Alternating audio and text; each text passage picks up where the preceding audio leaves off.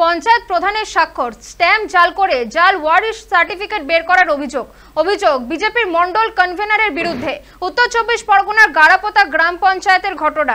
স্থানীয় সূত্রে জানা গিয়েছে অভিযুক্ত ব্যক্তির নাম পরীক্ষিত সরকার। সে গাড়াপোতা গ্রাম পঞ্চায়েতের কুন্দিপুর গ্রামের বাসিন্দা।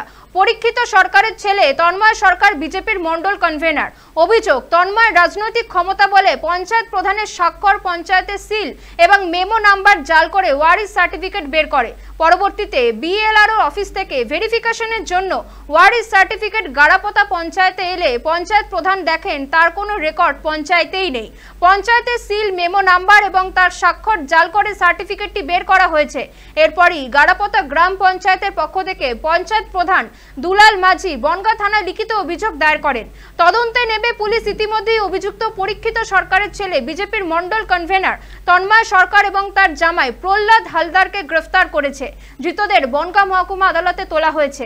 তবে অভিযুক্ত তন্ময়কে দলের বলে অস্বীকার করেছেন বিজেপির বনগাঁ সাংগঠনিক জেলা সভাপতি দেবদাস মণ্ডল।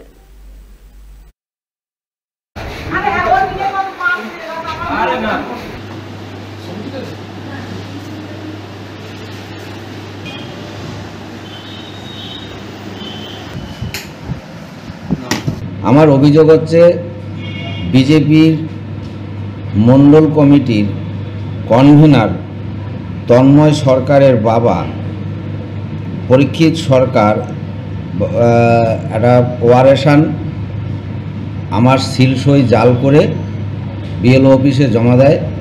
আমার আড়াই সাহেব যখন আমার পঞ্চায়েতে ইনকোয়ারি করতে আসে, ওটা ভেরিফিকেশন করতে আসে, আমি তখন দেখি যে এটা পুরো জাল একটা সার্টিফিকেট, ওয়ারেশন সার্টিফিকেট নিয়ে গেছে।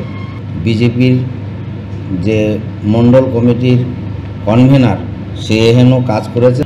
ভবিষ্যতে গাড়াপোতা পঞ্চায়েতে সাহস না পায় এহেন কাজ করা, তার উপযুক্ত তদন্ত করে উপযুক্ত শাস্তি তার যেন হয়। বিজেপির নেতা তন্ময় সরকার নয়। তন্ময় সরকার আপনারা জানেন যে উপনির্বাচন হয়েছে বাগদায়, বিধানসভার উপনির্বাচন, ও আপেলের হয়ে তৃণমূলের দালালি করে আপেলের হয়ে খেটেছে, নির্দলের হয়ে। অর্থাৎ তন্ময় সরকার এরা হলো চোর, চিটিংবাজ, ফেরেববাজ। এরা বিজেপির কেউ নয়, আর বিজেপির এরকম কোনো কর্মী আমাদের নেই।